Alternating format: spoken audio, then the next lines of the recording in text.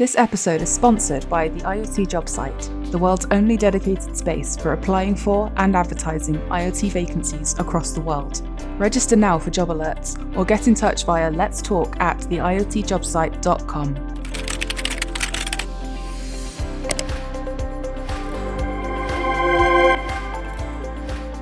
Welcome to the IoT Podcast Show, Season 2.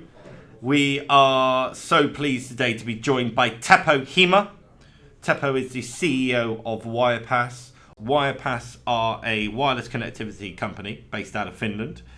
They have created the first non-cellular 5G standard and work in decentralized radio technology. Some really interesting tech here in various industries, logistics, healthcare, and so on. And we're going to dig into that a little bit more in this episode. Welcome to the IoT Podcast Show.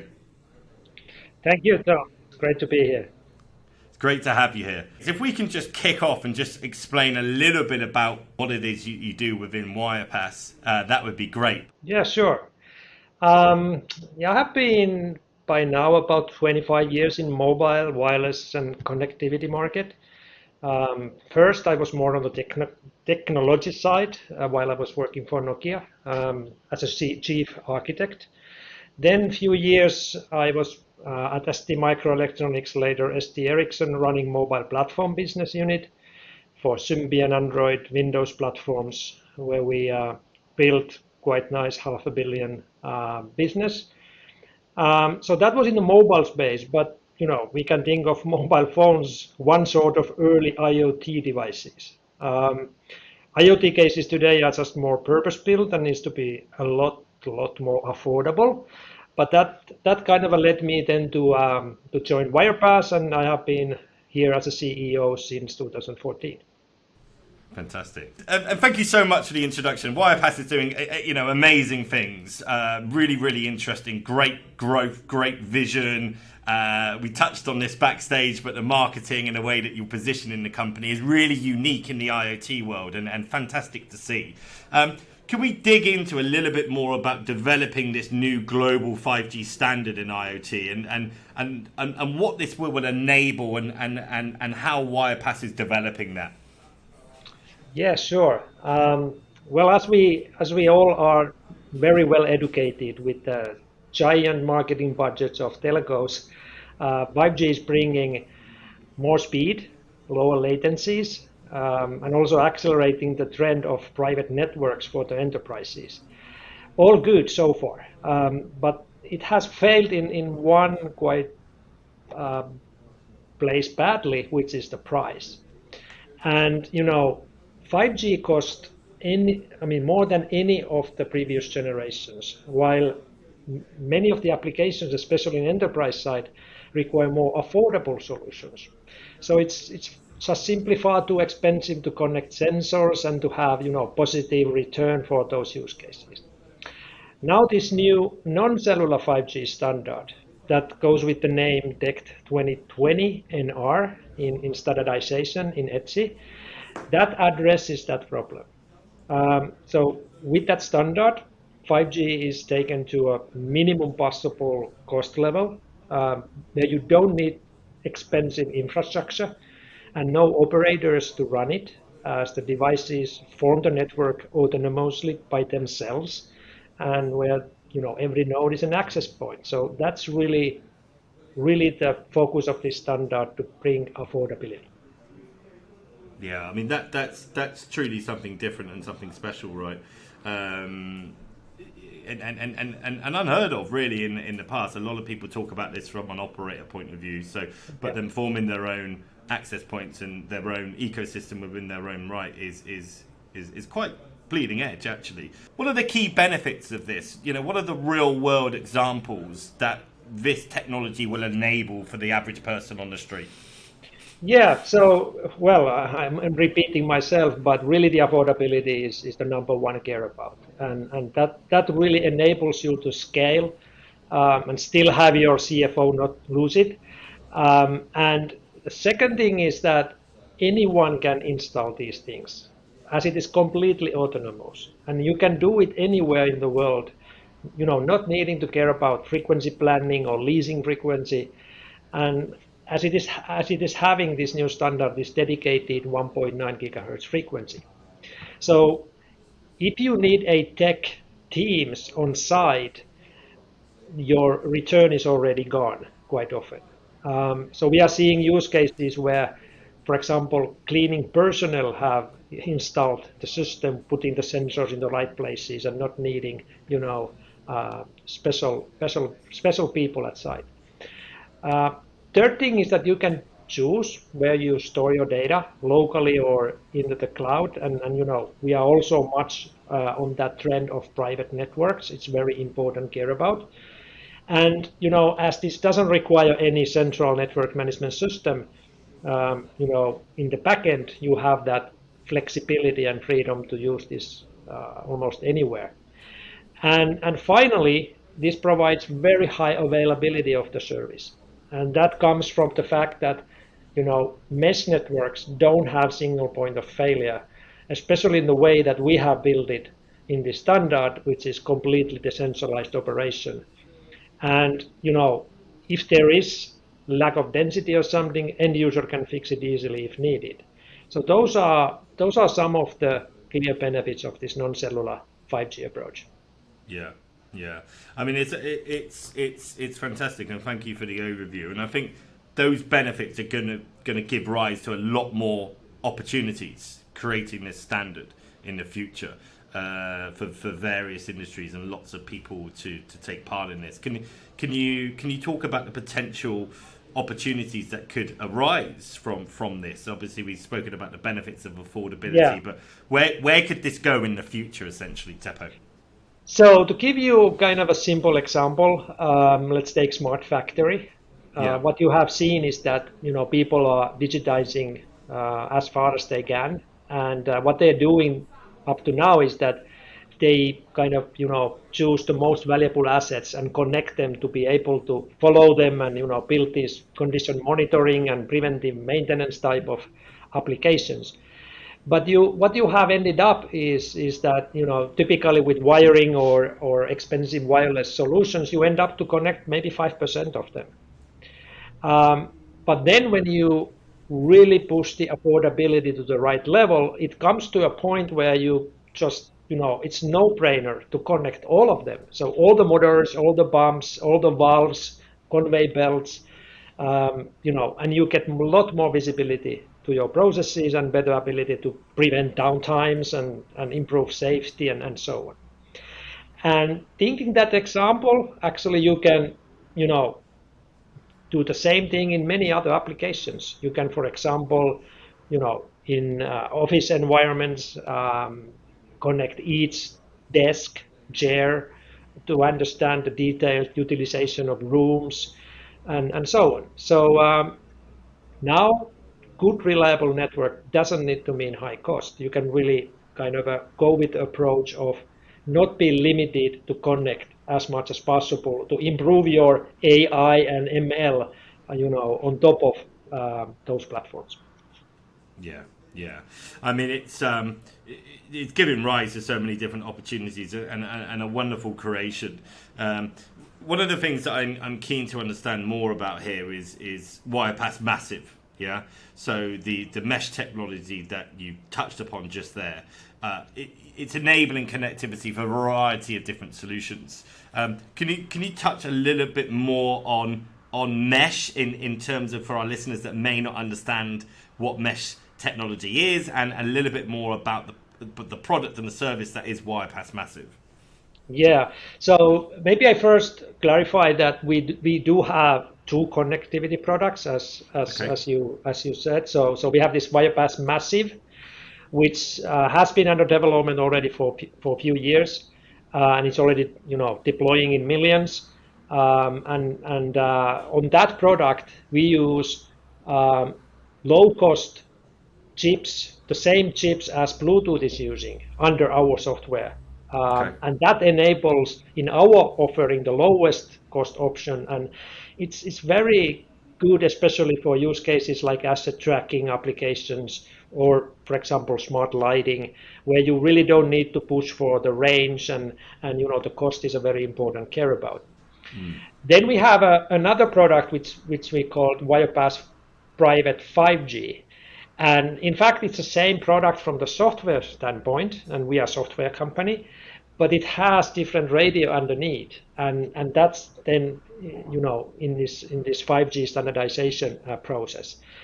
That one then uses OFDM modulation and HARC type of features. So in English, it means that it's using the same most modern, highest robust, physical layer implementation as in the cellular. And here, the main difference then is that indeed it gives higher robustness at the radio link level and longer range, up to kilometers. That product will come available next year, and we do have already lead customers committed, especially in smart metering and smart city type of applications. So those are the two products, and the main difference is the range and a little bit higher robustness of the physical layer. Then going to the mesh itself, mesh really means that while cellular architectures try to solve the density scale power problem by densifying base stations and making smaller and smaller of them, we have solved that already to the extreme you can do, because by software every end device, no matter how small, whether temperature sensor or small asset tag it is actually a kind of a mini base station. It's an access point, and still it can be as low power that it can run years with the commodity batteries, and that's the game changer. So we can talk about kind of a sub $10 cost of access point, which is quite a different compared to whether look for Wi-Fi or cellular type of architectures. And when the mesh is able to do that, they do it in a way that they locally collaborate those devices with their closest neighbors, and they do it in a fashion and way where the spectrum efficiency is order of magnitude better than in a star topology way of doing like cellular. And that is proven now in the early or not early, but these independent evaluation reports in the standardization. And that's really key, because this market will be facing millions and millions and billions of different things to be connected, and the spectrum efficiency becomes a very important care about. So now the combination of free-to-use global 1.9 gigahertz frequency band with decentralized meshing, which is very spectrum efficient, that combination gives you virtually unlimited resources to connect these small things. Yeah. I mean, it's a tremendous ecosystem and something that you've been working towards. We previously had people on the podcast talking about energy harvesting, which I think is an important aspect again to this. So when we talk about devices needing low power and batteries not needing to be changed for a while, that's another aspect that can further advance what we're looking to do here in the whole ecosystem. I mean, one of the big examples, and probably for people outside of the IoT industry, is the AirTag, right? It's just come out by Apple. Lovely piece of kit, and robust, useful, etc. But I'd be curious to know, you said that you had a couple of customers signed up and are interested in that. Congratulations, that's fantastic. What is it that the customers are driving? What is the demand? What do you tend to see as the main things that they're looking for, and solutions that you've been managed to create for them? Yeah, so like I said, we have this Wirepas Massive that we have had around us already for a good time, and we are in different verticals in smart tracking, smart buildings, smart manufacturing, and smart metering.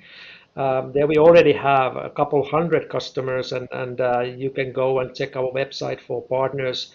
Also hundreds of products already powered by Wirepas that you can find for different needs and purposes. Are you able to touch upon some of the things that you've managed to overcome at Wirepas in order to have these solutions out there, and some of these great things that you've just spoken about?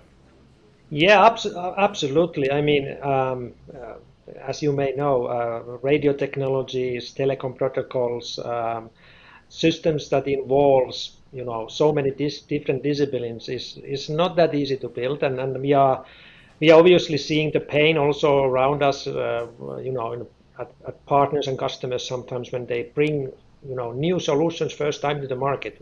IoT is still in the very beginning what comes to the volumes and so on, and how they compare to where they are going to be, because it's very difficult to think where the wireless connectivity would not be used when it comes more and more affordable. And for us it was really a big effort to find these solutions for limitless scale, densities where you can put more than 1,000 radios in a cube meter without any collisions and things like that. But we were very pragmatic. We were customer driven. We were use case driven. We got challenges from our customers, for example, that can you detect 5,000 objects in a pallet in 1 minute? And we were like, well, nobody has done that ever before, but we have clever people from different backgrounds, and they put their heads together, and we were able to create that type of a feature to our product, and now it's becoming very important in logistics and kind of inventory management and so on. We are working, with use cases ranging from connecting livestock to servers in data centers and all possible between, but we wouldn't be able to do that without good partner network. And they are also solving these important problems. And this energy harvesting is a good example, as you mentioned. We obviously all look forward that, those technologies which ever can make higher efficiency, more sustainability, become more mainstream. So it's super exciting times. It really is. And I think what's really nice to see is the ecosystem really working well together, and everyone striving for this this mutual end goal. Absolutely. It's a really good feeling amongst the community. Can we touch on security? I'm interested to know your thoughts on security, because a lot of people in general sometimes see security as a bit of an afterthought, right? And we've spoken about this in the past, about principles of secure by design and building it really from the ground up. This is obviously a major consideration for some of your customers, I would imagine. Absolutely, and you kind of gave a hint already that it cannot be done afterwards. Security is a thing that you need to design for it, and it need to be something that you need to be ready to be able to update it. Because if the guy who first tells that his product is completely secure proven, then the guy doesn't necessarily know what he's talking about. So like over-the-air updates and that sort of things need to also be part of those platforms. We take security very seriously. Many people say that these are so tiny objects. What does it matter if temperature sensor is breached? But it's in the end of the day always a channel or path to other systems, and you need to rely on the data because you are making important AI on top of it, and decisions in the end of the day. So if the alarm is real or not, it's pretty good to know.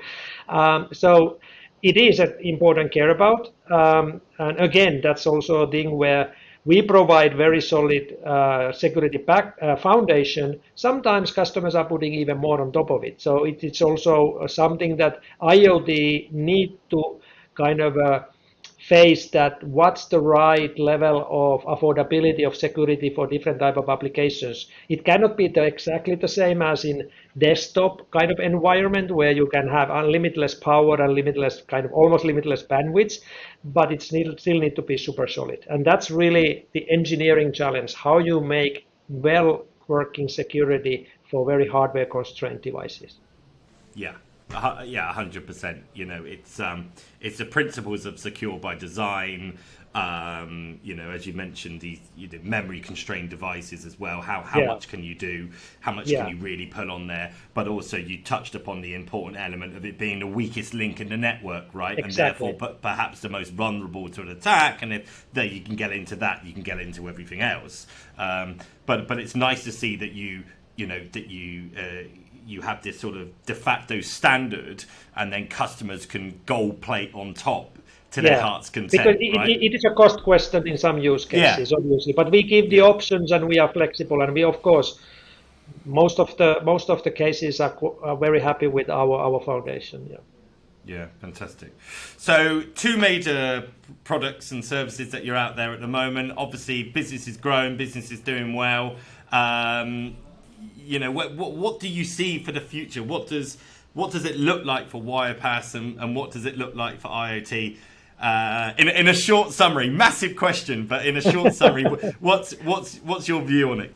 Well, I can say that IoT market in the beginning and a few years ago was not an easy market at all, and you needed to learn a lot and fast, and you needed to find the right recipe to help also your ecosystem partners to move faster. But I think we have now together find the right recipes, and what's going quite crazy now is that this pandemic, although it's now acutely now limiting some businesses here and there because of the supply problems that the industry is facing, but otherwise it's just accelerating the obvious, and more remote understanding of processes and assets and so on are required. So we see a super bright future, and we are so pleased to have the great partners we are having who share the vision.